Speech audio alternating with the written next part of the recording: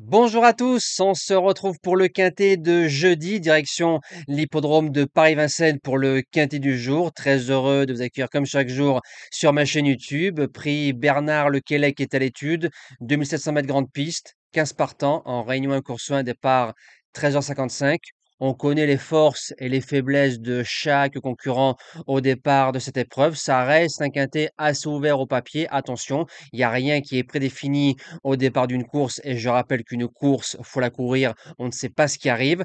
Merci à toutes les personnes qui jouent le jeu en laissant un like. Je rappelle que l'objectif c'est 1500 likes sur les vidéos. On va y arriver au fur et à mesure avec un travail de sape, au fur et à mesure avec le temps. Les abonnés vont comprendre que de lâcher un like, c'est gratuit et que ça donne beaucoup de force à la chaîne YouTube. N'hésitez pas à vous abonner également et ça vous servira bientôt pour les prochains lives lors du meeting d'hiver qui arrive dans quelques semaines et laissez votre sélection, votre avis sur le quintet du jour en toute sérénité dans le forum des commentaires. Vous allez retrouver les résultats de la journée d'hier, donc du 15 septembre. Je vais couper court.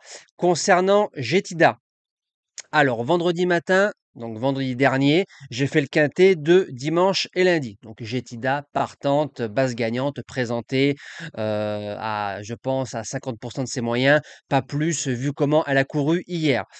Dimanche matin, à 11h sur PMU online et PMU en dur, pardon, la jument était déclarée non partante. Le matin, j'avais fait ma vidéo sur TikTok. Donc elle était partante. Moi, je vous préviens à chaque fois quand il y a un cheval non partant. Vers 16h ou 17h, je ne sais plus exactement, on m'a prévenu, Jetida était déclarée partante. Donc moi, je vous mets un commentaire tout en haut du forum qui sert de fil rouge. Je vous donne les informations quand je les ai. Quand on voit qu'il y a eu un bug, on se dit que la jument est partante. Par contre, on ne sait pas ce qui s'est passé, mais je pense qu'il y a beaucoup de personnes qui ont été déroutées par cette information. Partante, non partante, partante, non partante. Bon, ça arrive. On appelle ça les aléas des courses. Allez, c'est parti pour la sélection de ce quintet à Paris-Vincennes. Je vais tenter un truc qui a peur est un peu heureux. En base gagnante, le numéro 3, Dayard. Alors, c'est un 6 ans, donc il affronte les plus vieux. Rentrée galop à Nord-sur-Erdre en PMH sur le gazon. De loin, le cheval avait l'air bien présenté, beau poil. On est rentré directement aux écuries. Sur ses meilleurs perfs, le cheval a marché 12-1 libre sur le parcours. Le driver le connaît. C'est un lot bien composé. Alors, est-ce qu'il sera à 100%?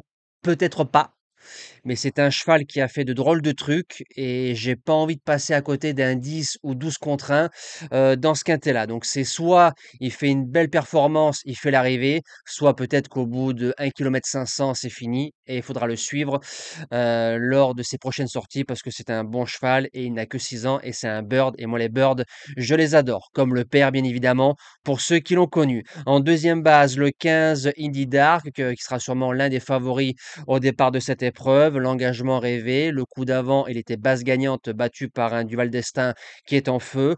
Benjamin Rochard le retrouve. Maintenant, j'aurais préféré voir Paul Ploquin, son driver attitré. Quand un cheval a son driver tout le temps, j'aime bien que ce soit le même driver. Voilà, je pense que s'il y avait eu Paul Ploquin, j'aurais mis Indy Dark en base gagnante. Au papier, Indy peut démarrer et ensuite il peut sortir au 500. C'est un cheval qui décevrait en sortant des trois premiers. Pour les chances, le 7, Japou Turgot. Mata Brivard prend soin du fils de Punkwick. C'est une voiture de course. Il faut se rappeler qu'à pareille époque, l'année dernière, il gagnait 2 prix de série coup sur coup à Paris-Vincennes, dans un chrono de 14 effractions grosso modo. 14, il n'y a pas assez pour faire l'arrivée, mais c'est un cheval avec un bon parcours qui peut marcher son 13. Et 13 pour moi, tu bouges pas des 5 jeudi. En quatrième position, le 9, Colbert WF, distancé à Beaumont-de-Lomagne. Auparavant, le cheval avait réussi à gagner à Paris-Vincennes. Une belle ligne troisième face à Hurricane Carter et Elle est Bocco. Une ligne gagnante. Théoriquement, c'est une première chance pour les places dans ce lot. En cinquième position, le 5, Gibi du Fruitier. Alors, c'est un cheval qui vient de réaliser son meilleur chrono avec un parcours sur mesure. Le jour où s'est touché Jasmine Deveau en objectif à 8 contre 1, il n'a pas pris dur, donc il va courir à 10, 11 jours. Pareil, suceur de roue, faut que ça se passe bien. En sixième position, le 12, Canto de Venti, qui a fait un bel été. Quand on prend ses courses d'Anguin et de Cabourg, c'est des lots un peu supérieurs. Maintenant, sa dernière course n'est pas très bonne. On a dû peut-être viser cet engagement-là. Question de parcours, oui, mais pas de talent. Et je termine en huitième position avec le numéro 13, Dangerby. Alors, si on prend ses courses de Vichy et de Caen, c'est plutôt bien. C'est un 6 ans, l'engagement est bon. Après, tout autour, c'est moyen.